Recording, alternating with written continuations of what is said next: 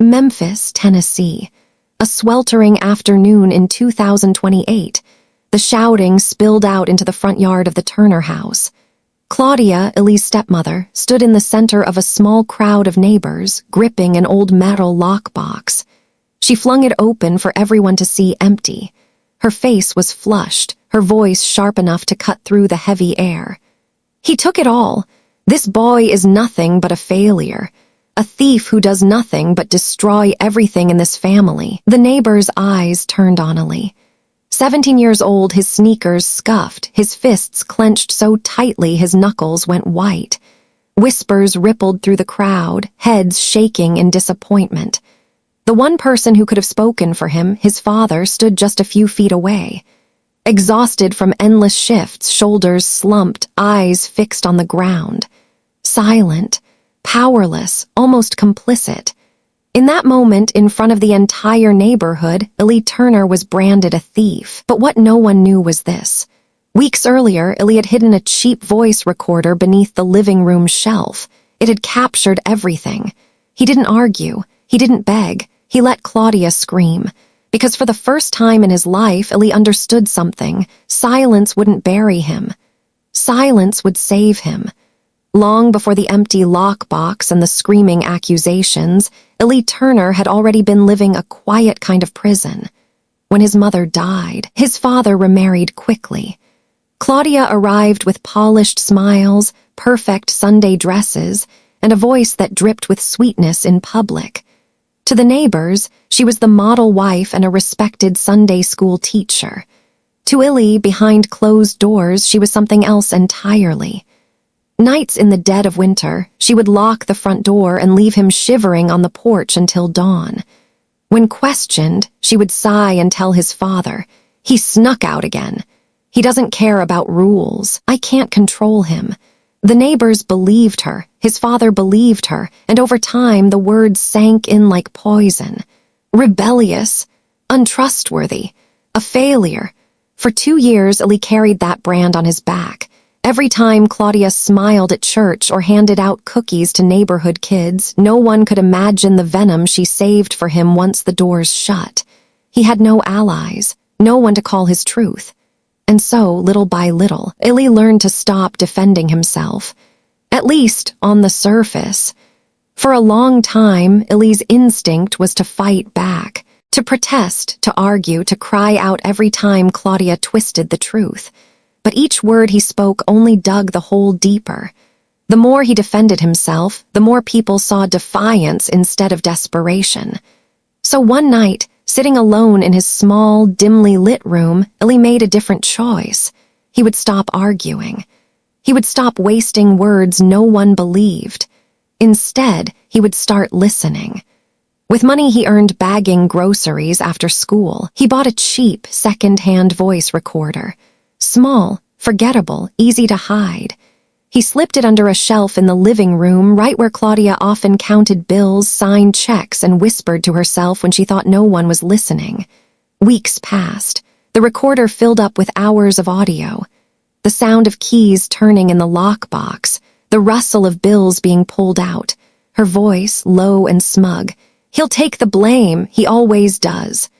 Ellie never interrupted. He never confronted her. He let Claudia grow confident, careless, convinced that no one could ever touch her polished mask. And while the world saw a failure, Ellie was quietly building something stronger than a defense. He was building proof. The recordings gave Ellie strength, but Claudia wasn't finished tightening the noose. She waited until the worst possible moment, just as Ellie's future began to crack open. With a scholarship that could finally lift him out of Memphis, Claudia made her move. Behind his back, she reached out to the scholarship board. Her letter was dripping with fake concern. "I hate to bring this up, but Ellie has been stealing from our family. We've tried to hide it, but I can't let him deceive you the way he's deceived us." Within a week, Ellie was called into the school office. The scholarship was suspended pending investigation. His one chance at college, gone just like that. And as if that weren't enough, Claudia pushed harder at home. She persuaded his father, worn down by endless shifts, to sign papers giving her control of the household finances. On paper, she now ruled everything. At school, he was branded a thief. At home, he was powerless. Claudia stood tall, her voice honeyed when she spoke to neighbors, her smile radiant at church. To everyone else, she was a woman protecting her family from a troubled boy. But to Illy, she was the executioner, and she just swung the axe. What she didn't know was that Illy wasn't a helpless boy anymore. He had been waiting for her to make this exact mistake. The scholarship board gathered in a paneled conference room that smelled faintly of old wood and coffee.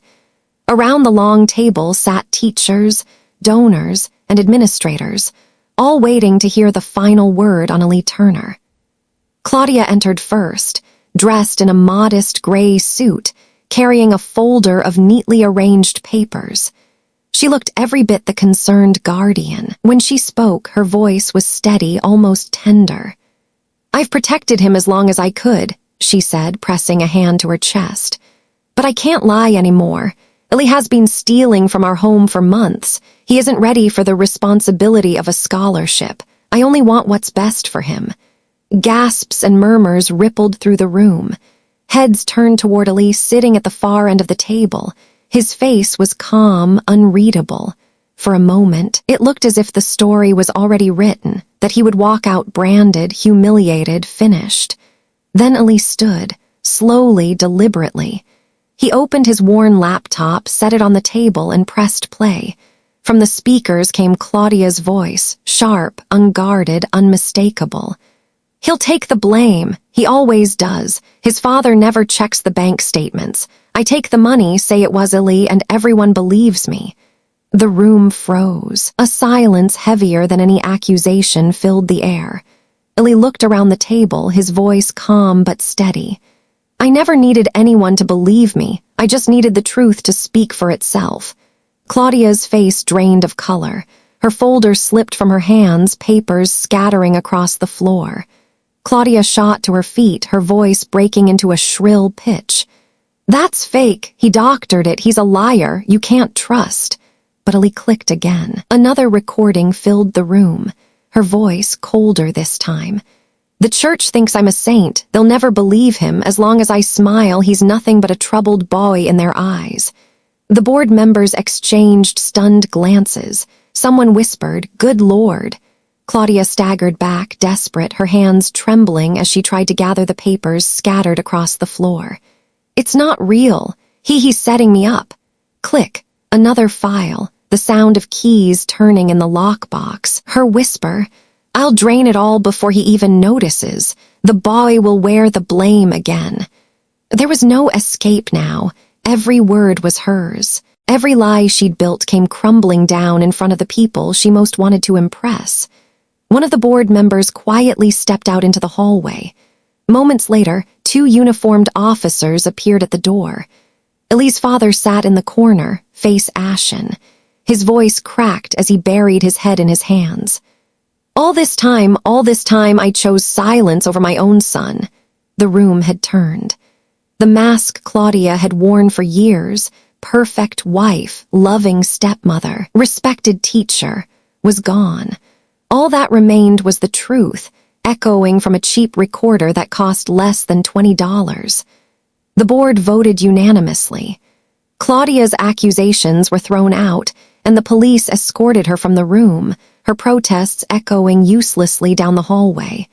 Within weeks, charges were filed for financial fraud and child endangerment.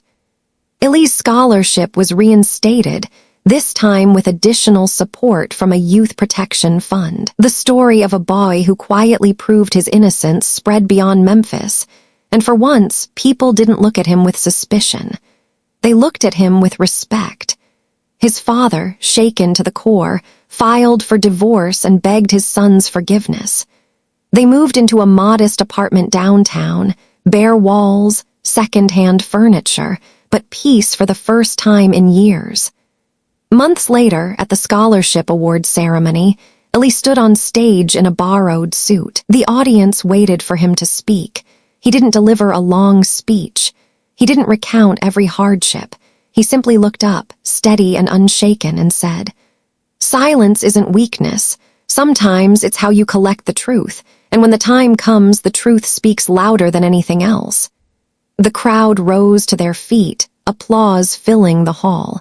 For the first time, Illy Turner wasn't the boy branded a failure.